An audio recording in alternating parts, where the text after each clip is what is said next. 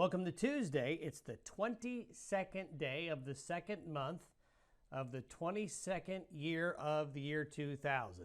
There's a mouthful of twos in there, isn't there? It's being brought to you by Chugwater Chili, the gourmet spice of Western life. Don't forget to use Chugwater Don at checkout and get 20% off at chugwaterchili.com. Check out their green chili seasoning. It's quick, it's easy to make.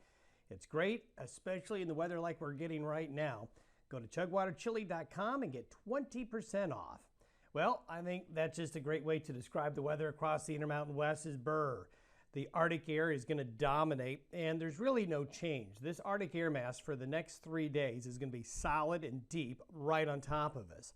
While there may be some very modest moderation in temperatures by Friday and the weekend, it's going to be a slow process to get out of this. We're not going to warm up real quick. It's going to be a slow process. We have another round of snow coming. This is going to be especially true for the central and southern Rockies. That snow will develop later today, tonight, and Wednesday. We'll show you where. Sub-zero temperatures, sub-zero wind chills through Friday over most of the Rockies and high plains. Temperatures moderating slowly this weekend. We're looking at maybe a break in the weather this weekend and the next week. There's one little system that's going to come through Monday and Tuesday, but we don't see anything major next week. However, we're watching for the potential of another larger western storm by next weekend. The weekend of the 5th is a weekend we're going to need to keep an eye on. The upper level trough today showing the deep low centering itself over the northern Great Basin, and then the Arctic air is just pouring on into this green area here, and will make more of a push south later today and tonight.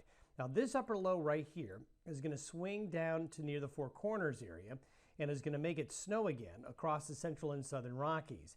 These are temperatures relative to the 30-year normals by later this afternoon. This is for 5 p.m. today. The Arctic air is now pushing into Texas. It's now moving into the upper Midwest, the northwestern areas of the Corn Belt. So here we are with another Arctic outbreak here as we go to the end of February. You can see that the purple is staying east of the divide. So that's where the severe cold is, east of the divide. West of the divide, though, that colder air is leaking on in. Now, this is by noon tomorrow. Here's that upper level low, going to be near Las Vegas. It's going to swing through here, and the counterclockwise flow, the counterclockwise spin of air around that low is going to drop some higher humidity air from the south. This is called overrunning. So the moist, warmer air overruns the Arctic air on the surface, and you're going to get some snowfall. So just imagine by tomorrow afternoon, the upper level low here, and then that warmer, moist air comes up over the purple here, the Arctic air, and that's what's going to feed in and develop the snowfall. And this is what the second round of snowfall looks like through Friday morning. The high country of Colorado, the Four Corners area, the Wasatch, getting back into the northern mountains of Arizona, back into the Sierras, and even, look at this, look how far south the snow is going to go into Southern California. This will be the round 2. Mainly developing tonight, tomorrow, through tomorrow afternoon and evening. So there's going to be a strip of heavier snow here, back into Colorado, back into Utah. The areas up here that got the heavier snow with the first wave will only see light amounts. Up here, the deep Arctic air will really dominate. Now here are temperatures. These are the forecasted low temperatures by tomorrow morning. Again, this is a model with snow on the ground now. These temperatures may actually be too warm. But this is by tomorrow morning. These are wind chills by tomorrow morning. Look at these wind chills up in southern Montana, into the Bighorn Basin of Wyoming, up along the Montana-Wyoming border, into western South Dakota, North Dakota, 30 to 47 below zero with wind chills, minus 30 to nearly 40-degree wind chills across portions of southern Wyoming along the I-80 corridor, the southern counties of Wyoming. Very cold wind chills into western Nebraska. Thursday morning, look at these overnight low temperatures. Look at Sweetwater County, Wyoming, minus 26 around Green River and Rock Springs, minus 29 to near minus 30 up in Grable and Worland.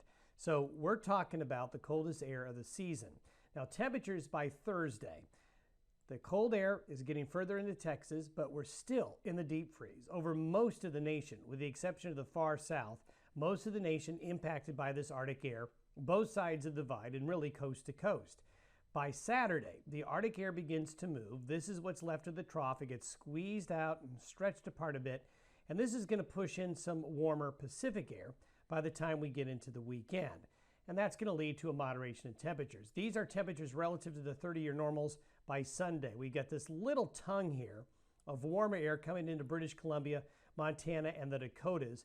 Notice the blue and the green here. The reason the cold air stays here, once that cold air gets over the Continental Divide and fills up the basins and the valleys and the canyons, well, it's harder to get out once it gets in. So it's going to be stubbornly cool in this part of the country here, even though we're going to get a little bit of a chinook east of the northern Rockies by later in the weekend and into early next week.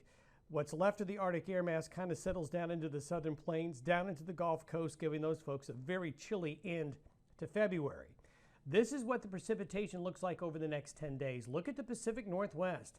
Look at California getting back slowly into the action, as well as the Pacific Northwest into Idaho, even parts of eastern Washington and Oregon, going to get into some snow next week.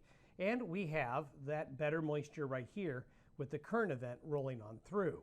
And you can see the 10-day snowfall forecast is a bit more impressive than it's been lately in the west. This is next week. This is for Monday afternoon, first day of March, into Tuesday, which is Tuesday of next week. We have a small little wave right here that's going to come through the Rockies. It's going to produce some mountain snow Monday into Tuesday, but notice the general flow with the air with it is not out of the Arctic. It's a Pacific wave. So it's not going to be a big weather maker. It may end up being a bigger weather maker as it heads east. But that means we're going to get into this weekend and early next week with a bit of a break. But here we go by next weekend.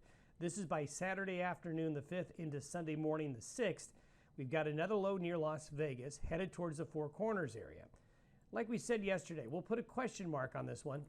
Not sure this will come to fruition, but I do think next weekend there's some type of storm that's going to come through the western United States, the Rockies, and the western high plains. Whether or not it's an intense early March storm or not, we'll watch it. We'll keep an eye on it for you. But that's the next sort of time frame we're keeping an eye on for the next major weather maker. One thing to show you about how things are getting really crazy out there, this is the Eastern Pacific Oscillation predicted by the European model. Sometimes we show you these oscillations just to show you the activity in the Pacific and how that affects the weather later on. Notice the prediction of it to be extremely negative as we go into the first 10 days of March here. A negative Eastern Pacific Oscillation is a very stormy signal for the entire lower 48 states and parts of Canada. So as we get into March, if this indeed happens, we see this oscillation go into this deep negative territory. Well, as we alluded to late last week and yesterday, it does look like March should be a fairly active month weather-wise. Stay warm, folks. Dangerously cold temperatures and wind chills are here for another 3 to 4 days. Have yourself a good Tuesday.